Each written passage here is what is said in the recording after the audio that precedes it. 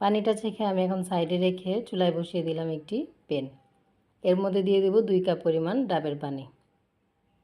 ডাবের পানিটা ঠান্ডা অবস্থায় এর মধ্যে দিয়ে দিলাম পরিমাণ মতো চিনি। চিনিটা আপনারা আপনাদের স্বাদ মতো দিতে পারেন, কম বেশি করে। হালকা নেড়েচেড়ে মিশিয়ে এর মধ্যে দিয়ে দেব 1 চামচ পরিমাণ agar agar powder. Agar agar পাউডারটা দিয়ে নেড়েচেড়ে ভালোভাবে মিশিয়ে নেব। খুব বেশি গরম অবস্থায় আগার আগার পাউডারটা দেওয়া যাবে না, ঠান্ডা অবস্থায় দিতে হবে, নয়তো দলা পাকিয়ে যেতে পারে।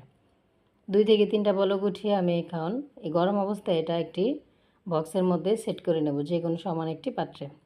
এটা আমি নর্মাল ফ্রিজে 40 মিনিটের মতো রেখে সেট করে নেব।